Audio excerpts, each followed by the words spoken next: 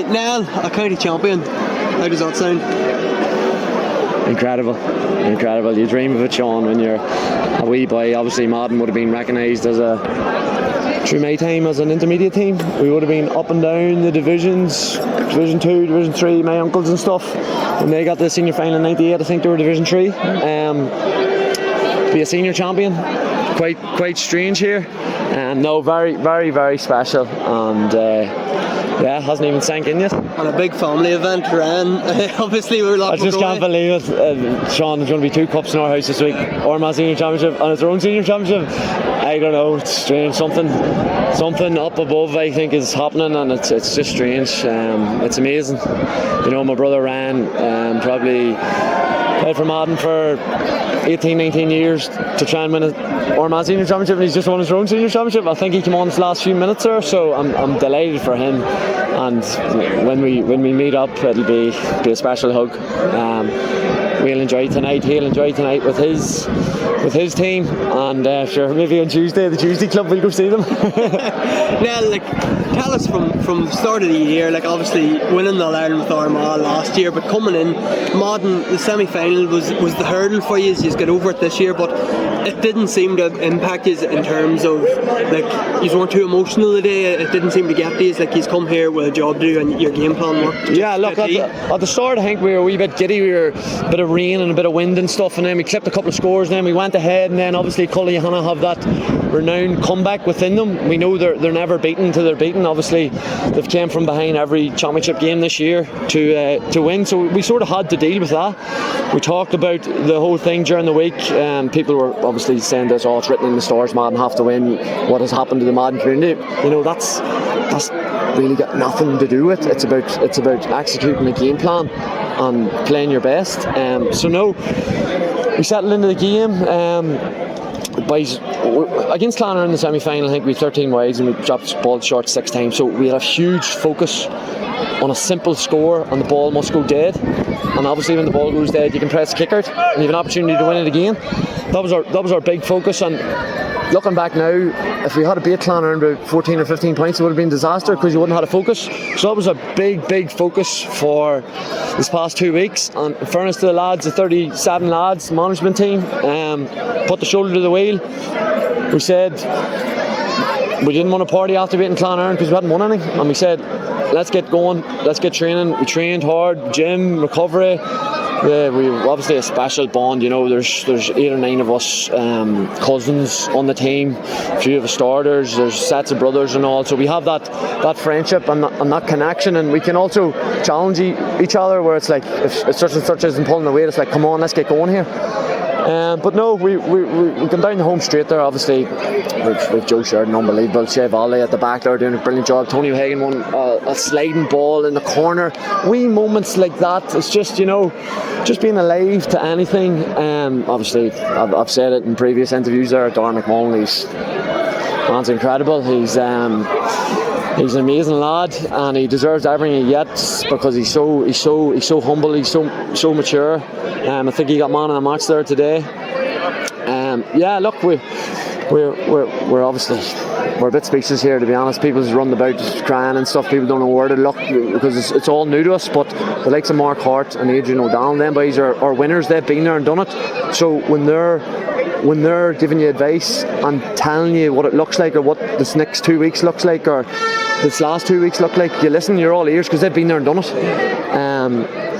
They're cool, professional customers, they just get on with their business. We'll enjoy a couple of days here together celebrating, and it'll be bang on to the Antrim or Derry champions. And the likes of Kevin McAvanna and Rowan Gallagher there as well. They've been the work them men do behind the scenes, the attention to detail, the professionalism. They're a credit to work with. They'll do anything for us, and this club would do anything for us. And the likes of Brenton Vodley's the chairman. It's all come from him because he's an unbelievable fella, and there's unbelievable people involved with our club. So if I can play a small part on the pitch to be able to help this team, it's them guys in the background that do amazing work, far more than what I've ever done. So they deserve tonight, and no, it's a special time for my family, my wife Emma. Only for her, she allows me to do what I have to do. My 2 kids, Olivia, she's only 2.5, and Caden's 6 weeks old. I haven't slept much in 6 weeks, but yeah, look, they'll grow up, and hopefully all the youngsters will take on for this club. We're a small club. We're putting a big push on now to get a new pitch, so hopefully that's allows the people in the background to get that, because it'd be a good help. We need a pitch. Anyone that's listening, no, so special time, Sean, unbelievable. And I'll let you go with this. Yeah. You were talking about grown men with tears there. Your dad was one of them, because I met him. There was a queue of people trying to get hugging and shaking hands with him. Yeah. What was it like when you met him out in the field? Yeah, it's amazing. Dad's obviously the proudest man in the world. I think he's had about 60,000 phone calls this week and 20,000 text messages. No, look, he's the proudest man in the world. My mum and dad, I couldn't do what I do only for them. They instilled the things into me, my brothers and sisters, when I was a youngster. So no, I'm just happy to see them. Just happy, Fagan, first ever man from Madden to lift the Jerry Fagan Cup. How does that feel? It feels weird. So it does. I'll be honest, it doesn't really feel real yet. There's nearly a feeling of relief more than excitement, which I can't understand. But just the smiles and the people crying for Madden, knowing we're bringing Jerry home, has just made every single sacrifice this team's made worth it. And we spoke during the week and all throughout the championship about the comeback kings, the Cullyhanna War, but your game plan was perfect, Tony, because any time they got a wee bit of momentum, you just killed the game, took control, kept the ball a wee minute, kept patient. So was that the game plan? I suppose everyone called them the comeback kings, sort of said us, let's not let them carry on, let's comeback kings sort of carry on. So look, we've all year, whenever we've got a lead, we've been very good at holding on to the lead, knowing when to speed it up, slow it down. I know they got a bit of a quick start in the second half, but I believe we got a couple of quick points, and just from then on it sort of felt like we were under control again, and just we never let it slip. And a couple of massive turnovers. You got one up the right hand side on Jason Duffy, and Peter Lappin got one, and they both resulted in scores at the other end. So as much as the attack was on form today, the defence was brilliant as well. The defence all year but for us, defence starts from 15, 14, 13.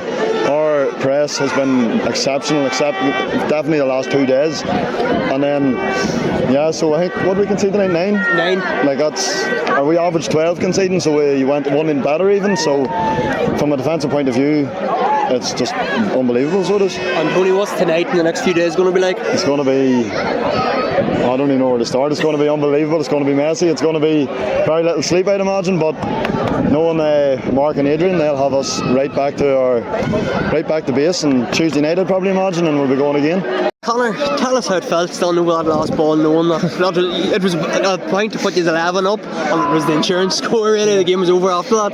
Yeah, it was what you dream of. I mean, as a free taker, you practice for the tough ones, the one up, the one down, the crunch moment, I suppose. But that was a nice one.